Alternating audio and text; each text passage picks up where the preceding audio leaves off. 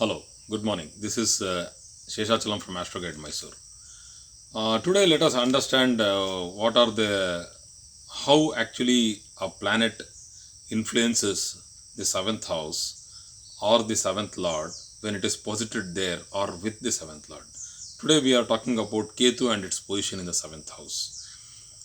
Usually, as I had said earlier with regard to the Rahu and its position, Ketu and Rahu are as a couple, they are always opposite each other 180 degrees. That means if Ketu is posited at 20 degrees in the seventh house, it's exactly opposite 20 degrees in the Lagna, Rahu is posited. So, Ketu usually signifies silence, tranquility, and cold, and it's also a frozen kind of a situation. Ketu does not want to solve anything himself. It is like more of introspection rather than becoming an extrovert. So Ketu and some weak Mercury and all these types of combinations give introversion. Sometimes introversion is a great thing for some people, but in some situations, but in some cases, when it is placed in the seventh house, we do not want an introvert behavior with the partner.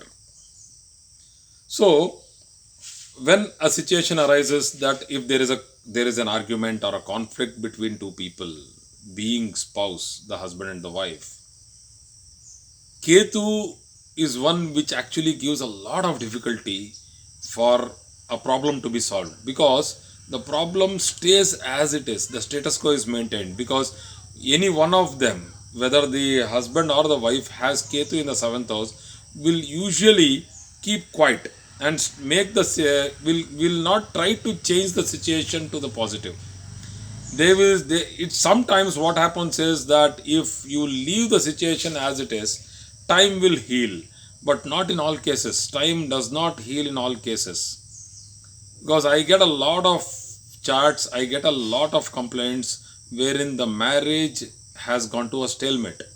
That is, the husband and wife are far away from each other, they have separated, but they have not legally separated, they have not even applied for a divorce, they are simply staying away from each other for many number of years.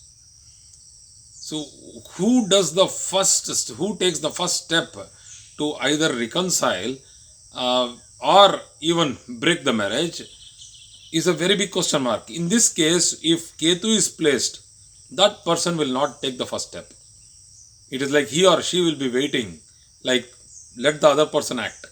And God forbid, if there is a very strong, you know, complacent and a very a slow moving Saturn in the seventh in the other's chart, with Ketu in this first person's chart, and the second person is having Saturn in the seventh house, and God bless, both of them will never take initiative.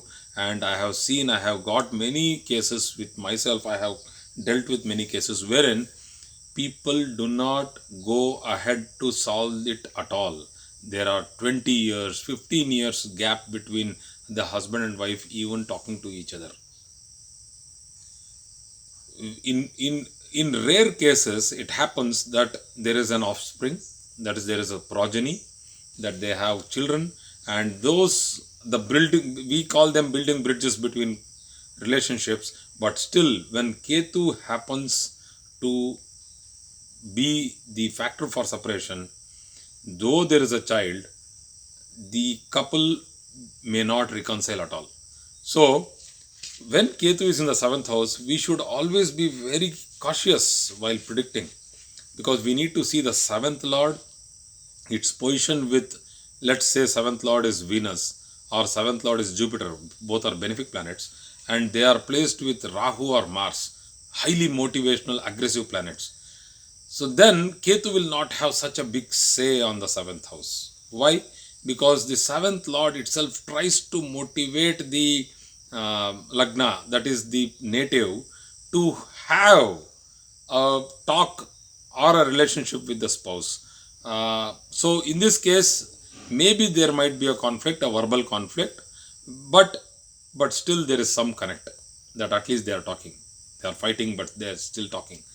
So each time they try to, he tries to or she tries to go and try to solve it, it might end up in a little maybe an argument or a heated conversation, but still they are still talking.